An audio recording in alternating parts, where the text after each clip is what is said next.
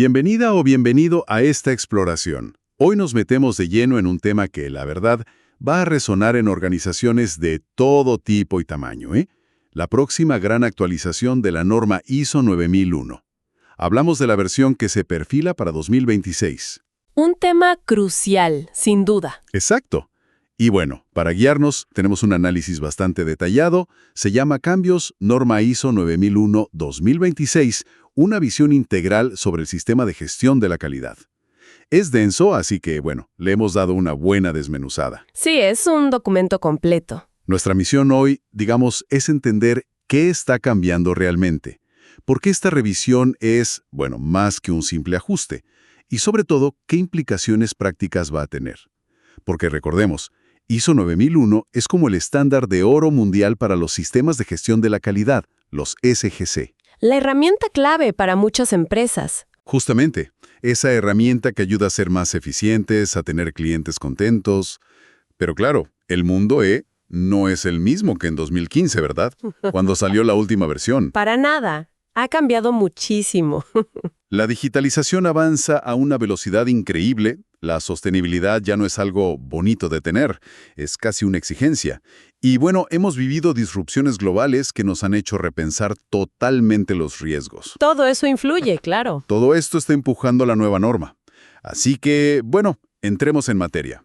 Para empezar, pongamos un poco las cosas en perspectiva. ¿Quién está, digamos, cocinando esta actualización? ¿Y para cuándo podríamos esperar que esté lista? Buena pregunta para empezar. A ver, quien está al mando de esta cocina, como dices, es el Subcomité 2 del Comité Técnico 176 de ISO. Formalmente el TC 176 SC2. Ah, los expertos globales en esto. Estar viendo un borrador internacional, lo que se conoce como DIS, el Draft International Standard. El DC. Sí. Circulando para mayo o junio de 2025 aproximadamente. Ese va a ser un momento clave, porque ahí las organizaciones ya pueden empezar a estudiarlo en detalle. Ajá. Después de eso, claro, vienen rondas de comentarios, ajustes y la publicación final de la norma ya oficial se espera para septiembre de 2026. Septiembre 2026. Anotado. Y un dato súper importante. Se va a establecer un periodo de transición de 3 años, o sea, hasta 2029 más o menos. 3 años para adaptarse. Exacto. Para que las empresas que ya están certificadas puedan adaptarse y cumplir con todos los nuevos requisitos. 3 años suena razonable. Aunque viendo un poco lo que se viene comentando, la magnitud de los cambios, seguro que va a hacer falta cada día de ese plazo, ¿no? Probablemente sí, porque hay cambios de fondo. Hablemos de eso, justamente. Vayamos al núcleo. ¿Cuáles son esas transformaciones, las más importantes? Las que realmente van a hacer que las organizaciones tengan que, replantearse cosas. Mira, es importante entender que no todo es completamente nuevo, ¿eh? Muchos cambios lo que hacen es refinar o expandir conceptos que ya estaban en la versión de 2015. Ok, no es empezar de cero. No, para nada. Y un objetivo muy claro es alinear mejor la norma con lo que se llama la estructura armonizada de ISO. Ah, la plantilla común esta que usan varias normas. Esa misma. Es la estructura base para las normas de gestión más importantes. Y esto es súper útil, porque facilita mucho que una empresa integre su sistema de calidad, el de ISO 9001, con otros, por ejemplo, el de gestión ambiental, ISO 14001, o el de seguridad y salud en el trabajo, la ISO 45001. Hace todo más fluido. Entiendo. Facilita la integración. Exacto. Ahora, entrando en las novedades más destacadas, hay un énfasis muy fuerte en algo llamado liderazgo ético y cultura de calidad. Esto se toca principalmente en la sección 5. Liderazgo ético. Suena potente. Y lo es, porque aquí el rol de la alta dirección se potencia muchísimo. Ya no alcanza solo con gestionar la calidad, digamos. Se espera un liderazgo activo que promueva una cultura organizacional que sea genuinamente ética. ¿Y eso qué implica en la práctica? Pues implica fomentar comportamientos éticos claros, promover la diversidad, la equidad, la inclusión, todo como parte integral del sistema de gestión. Ya no como algo aparte o de recursos humanos solamente. O sea que esto sí es un cambio de paradigma. Porque tradicionalmente la política de calidad iba más por el lado de la eficiencia, cumplir requisitos, la satisfacción del cliente. Ahora tienen que meterse de lleno con la ética. Exactamente. Y, perdón la pregunta, pero ¿cómo se audita algo como una cultura ética? ¿No es medio subjetivo eso? Es una excelente pregunta, y seguro va a ser uno de los debates interesantes. La idea no es auditar intenciones, sino acciones y evidencias. Ujú. Se espera que la política de calidad, y sobre todo las acciones de la dirección, reflejen compromisos éticos que sean claros y fundamentalmente demostrables. ¿Demostrables cómo? Pues podría traducirse en cosas concretas. Códigos de conducta más robustos y que se apliquen, canales de denuncia que funcionen de verdad, formación específica para el personal o incluso métricas relacionadas con diversidad e inclusión. La auditoría buscará la evidencia de que esos compromisos existen, se comunican y, lo más importante, se llevan a la práctica. Ok, entiendo. El punto clave aquí es este. La norma está diciendo que la ética ya no es un extra bonito, es parte fundamental de la gestión de la calidad. Refuerza la idea de que una organización de calidad hoy en día también tiene que ser una organización íntegra. Queda claro. ¿Qué otro pilar se fortalece? Otro pilar que se robustece muchísimo es la gestión de riesgos y oportunidades, que está en la sección 6. A ver, el enfoque basado en riesgos ya era central en la versión de 2015. Eso no es nuevo. Sí, el famoso pensamiento basado en riesgos fue la gran novedad del 2015. Exacto. Pero ahora adquiere como una nueva dimensión, más profunda. ¿En qué sentido? ¿Más papeleo sobre riesgos o...? No necesariamente más papeleo, pero sí un enfoque más amplio, más estratégico. Lo que es realmente fascinante es que se incorpora explícitamente el concepto de resiliencia organizacional. ¿Resiliencia? Esa palabra está por todos lados últimamente. Y con razón. Ya no basta con pensar en los riesgos operativos del día a día, los típicos. La norma ahora empuja a las organizaciones a prepararse activamente para disrupciones mayores. ¿Te refieres a...? Me refiero a esos eventos que quizás tienen baja probabilidad, pero si ocurren, el impacto es altísimo. Cosas que pueden paralizar una empresa.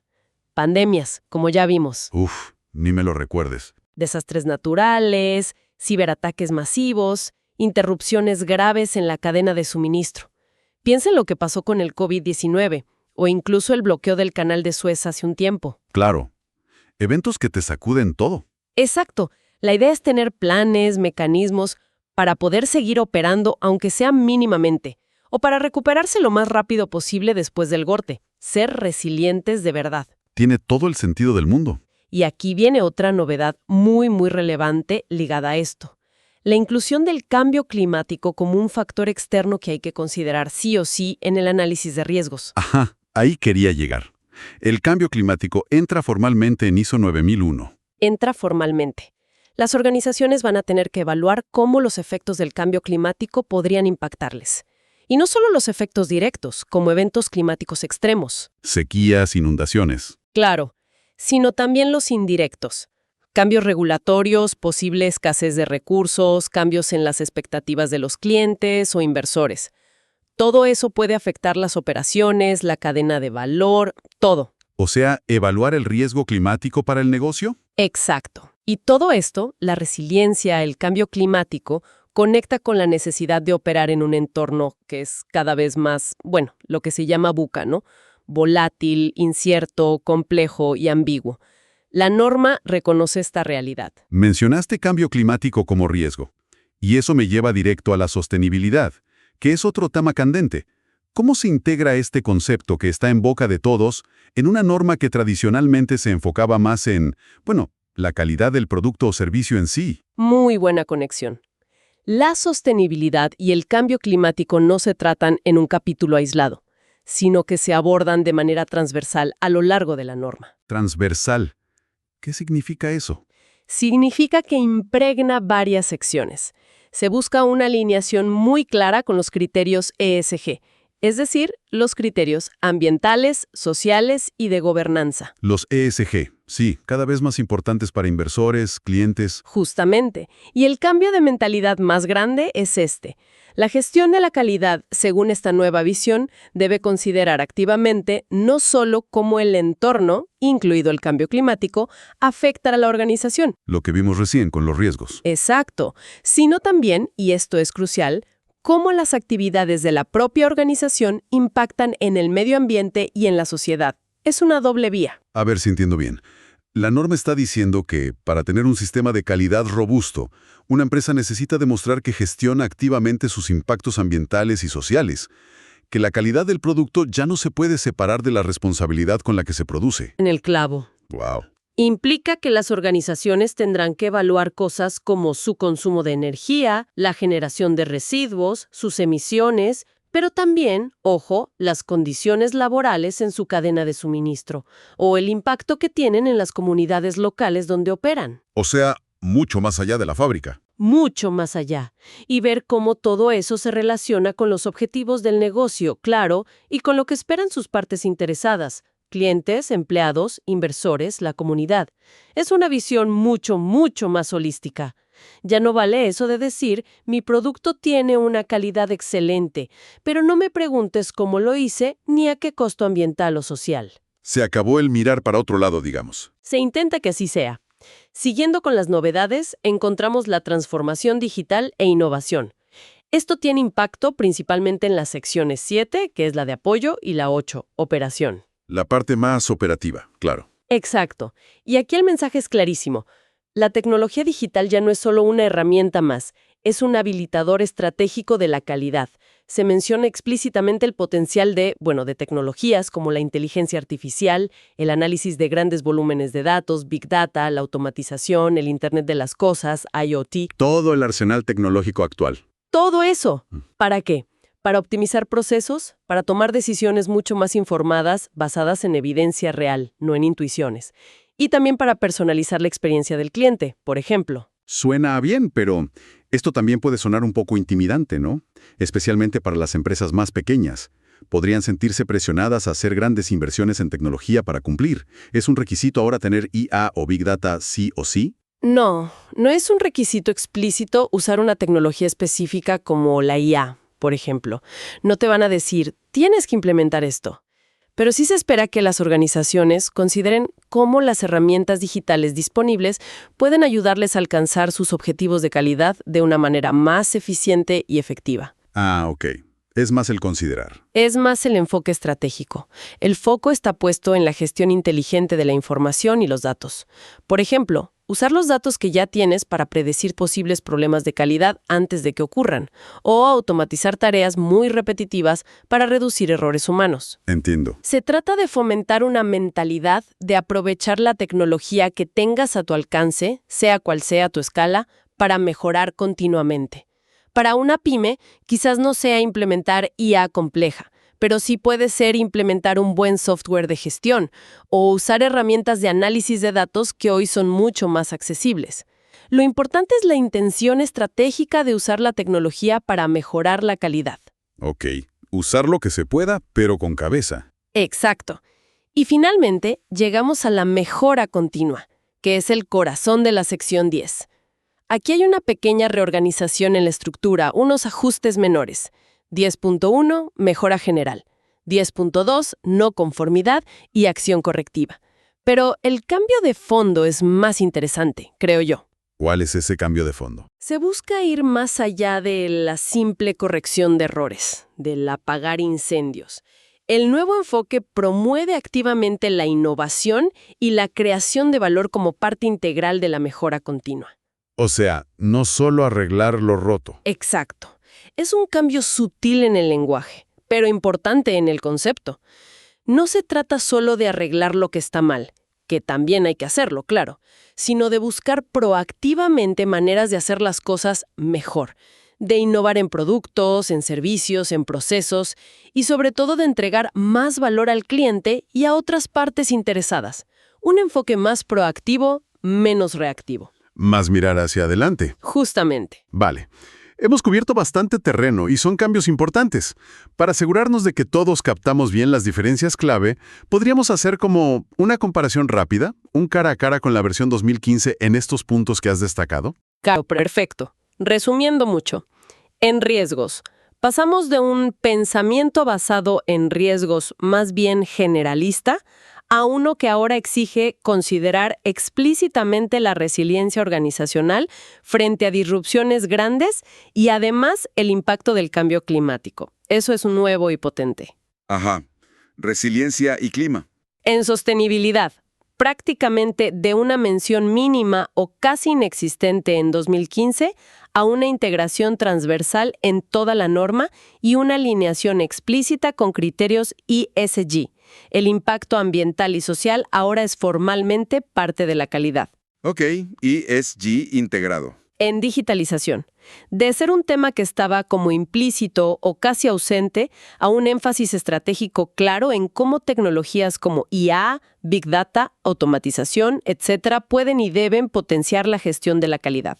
Lo digital como estrategia. En cultura organizacional, de requisitos que eran más bien básicos sobre liderazgo, a un foco mucho más profundo en la necesidad de cultivar activamente una cultura ética, diversa e inclusiva, y que esto sea promovido visiblemente desde la alta dirección. Liderazgo ético y cultural.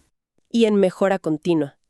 De un enfoque muy centrado en la corrección reactiva de problemas, a uno más proactivo que busca la innovación y la creación de valor como motores de la mejora. Innovación como mejora. Clarísimo. Esos serían los grandes titulares, digamos. Y sin olvidar el plazo que mencionaste. Las organizaciones van a tener hasta 2029 para implementar todos estos cambios y recertificarse bajo la nueva versión. Queda claro que es una evolución importante, no un simple retoque. Ahora, bajemos esto un poco a tierra. Para una organización que hoy tiene su certificado ISO 9001-2015, tranquilita. ¿Cuáles serían los primeros pasos prácticos que debería empezar a dar? Mañana mismo. Bueno, lo primerísimo es no esperar hasta el último momento. Aunque el borrador oficial, el DIS, salga en 2025, ya se puede empezar a trabajar con la información que hay. Anticiparse. Exacto. Un buen punto de partida es hacer un diagnóstico interno, una auditoría de brechas, un gap análisis, comparando su sistema actual con estos cambios que ya se conocen o se intuyen fuertemente. Ver dónde están las diferencias gordas. Justo. Eso te da una idea clara de dónde están los mayores desafíos para tu organización en particular. Y en paralelo, algo crucial es empezar a capacitar al personal clave. ¿A quiénes? Principalmente. Sobre todo a la alta dirección, porque su compromiso es fundamental con estos nuevos enfoques. Y también al equipo de calidad, claro. Necesitan entender bien estos nuevos conceptos. ¿Qué es resiliencia organizacional en la práctica? ¿Qué implica ESG para nosotros? ¿Qué significa liderazgo ético en el día a día? Tienen que entender el porqué de los cambios, no solo el qué. Que no sea solo cumplir por cumplir. Exacto. Y por supuesto, habrá que ir planificando la actualización de toda la documentación del sistema. Las políticas, los procedimientos, quizás el manual de calidad si lo tienen, todo eso necesitará revisión. Trabajo de documentación, sí. Y además, algo importante es considerar las particularidades de cada sector. No es lo mismo para todos. Por ejemplo, la industria automotriz, que tiene su propia norma, la IATF 16949, que se basa en ISO 9001. Claro, la IATF. Tendrán que ver cómo estos cambios de la 9001 se van a integrar o a alinear con sus requisitos específicos. Y lo mismo pasa en sectores como el aeroespacial, el de dispositivos médicos, etc. Esa coordinación sectorial va a ser importante. Mencionaste empezar pronto, anticiparse. ¿Hay ventajas competitivas reales para las empresas que se pongan las pilas y adopten estos cambios de forma temprana? ¿Incluso antes de la fecha límite de 2029? ¿Vale la pena correr un poco? Absolutamente. Yo creo que sí. Ser pionero aquí puede traer beneficios muy tangibles. Por ejemplo, si empiezas a construir resiliencia ahora, de verdad. Estarás mejor preparado para la próxima crisis. Exacto. Pueden significar sobrevivir mejor a la próxima disrupción, sea la que sea. Si integras seriamente la sostenibilidad en tu estrategia, eso te puede abrir puertas a nuevos mercados, atraer talento joven que valora mucho esto y mejorar tu reputación con consumidores e inversores que están cada vez más atentos a los criterios ESG. Buen punto, el talento y la reputación. Y si adoptas herramientas digitales de forma estratégica, no solo por moda, puedes generar eficiencias operativas reales, ser más ágil que tu competencia y una cultura ética fuerte, ojo, no solo reduce riesgos de escándalos o multas, sino que puede mejorar el clima laboral, el compromiso de los empleados y hasta la productividad. Son ventajas competitivas muy concretas. Suena lógico, sí, pero también me imagino que no será un camino de rosas para todos. Hablamos mucho de los beneficios, pero seamos realistas. ¿Cuáles son los principales desafíos o las barreras que podrían encontrar las organizaciones al tratar de implementar esta nueva versión? ¿Dónde van a estar los dolores de cabeza? Tienes toda la razón. Los desafíos son reales y hay que tenerlos en cuenta. Uno de los más comunes, casi siempre, será la resistencia al cambio interno. El siempre lo hemos hecho así. Ese mismo. Especialmente quizás en las pymes, las pequeñas y medianas empresas. Ellas a menudo operan con recursos más ajustados, ¿verdad?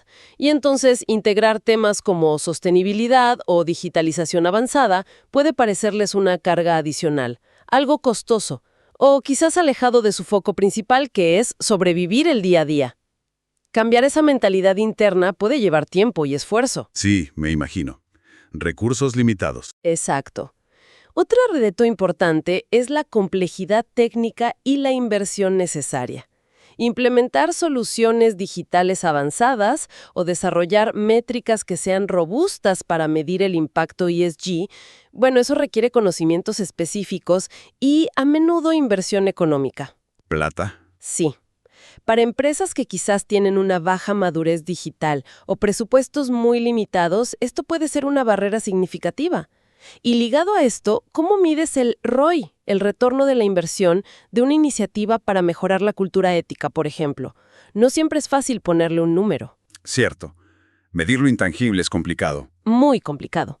Luego, para las empresas más grandes, las multinacionales, surge otro desafío, la alineación global. ¿A qué te refieres? Varían muchísimo de un país a otro. Piensa en el Pacto Verde Europeo, por ejemplo, comparado con regulaciones en Asia o América Latina. Armonizar todo eso a nivel global va a ser complejo para ellas. Un rompecabezas regulatorio. Totalmente. Y finalmente, un reto que ya mencionamos un poco, la medición y la demostración. Como decías antes con la cultura ética, ¿cómo se mide objetivamente la resiliencia o el impacto real de las acciones de sostenibilidad?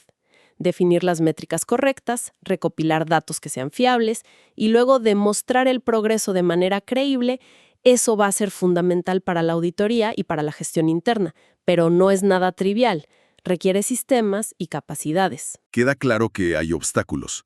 Frente a este panorama de oportunidades por un lado y desafíos por el otro, ¿qué recomendaciones clave darías para navegar esta transición con éxito? ¿Algún consejo final? Yo creo que la clave principal es no verlo simplemente como una obligación burocrática más, como otro papel que hay que cumplir. Hay que intentar verlo como una oportunidad estratégica para mejorar de verdad. Cambiar el chip. Cambiar el chip. Y para eso, buscar apoyo externo puede ser muy útil. Consultores especializados en estos nuevos temas, auditores que ya tengan experiencia, pueden aportar mucho valor. No intentar hacerlo todo solo. Exacto. Otra cosa muy útil es participar en foros de la industria, en grupos de trabajo de ISO, si se puede, o en cámaras de comercio. Compartir experiencias, ver qué están haciendo otros, aprender de las buenas prácticas. Eso ayuda muchísimo a no sentirse solo y encontrar soluciones. Aprender de la comunidad. Y sobre todo yo diría, desarrollar un plan de transición interno que sea realista, adaptado al tamaño, al sector, al contexto de tu empresa. Con fases claras, con responsabilidades bien definidas y, fundamental, con el compromiso visible y constante de la alta dirección. Sin eso, es muy difícil. La planificación y el liderazgo van a ser esenciales. Muy bien, perfecto. Hagamos una recapitulación rápida para cerrar. La ISO 9001-2026, por lo que hemos visto, no es una simple actualización, es una evolución bastante profunda. El estándar de calidad más influyente del mundo se está adaptando para ser más integral. Busca que las organizaciones no sean solo eficientes, sino también resilientes, sostenibles, éticas y digitalmente inteligentes. Una visión mucho más completa. Sí. Los pilares de esta transformación, resumiendo, son un liderazgo que impulse activamente la ética y una cultura de calidad genuina. Una gestión de riesgos que abrace la resiliencia y considere el cambio climático como un factor real. La integración efectiva de criterios ambientales, sociales y de gobernanza, los famosos ESG, el aprovechamiento estratégico de la transformación digital y una mejora continua que esté más enfocada en innovar y crear valor, no solo en corregir. Exacto. Esos son los ejes. Entonces, si tuviéramos que sacar la gran conclusión, sería que la calidad en el siglo XXI ya trasciende el producto o el servicio en sí mismo, que se convierte en una especie de sello de garantía sobre cómo opera una empresa en su totalidad, su ética, su impacto en el planeta, su capacidad de adaptarse a los golpes y su inteligencia digital. ¿Va por ahí? Has dado totalmente en el clavo. Es una ampliación muy significativa del concepto tradicional de calidad. Y esto, fíjate, me lleva a una reflexión final, quizás para quienes nos escuchan. A ver. Si el estándar de calidad más reconocido a nivel global está integrando tan profundamente temas como la ética, la sostenibilidad, la resiliencia, ¿cómo creen que esto podría empezar a cambiar, a mediano plazo? No solo las operaciones internas de las empresas, sino nuestras propias expectativas, las que tenemos como consumidores, como empleados, como ciudadanos. Interesante pregunta. Empezaremos a exigir pruebas más concretas de estos compromisos ampliados a la hora de elegir dónde comprar o dónde trabajar o en qué empresas confiar. ¿Se convertirá esta visión mucho más holística de la calidad en el nuevo estándar de facto para poder competir exitosamente en el mercado del futuro?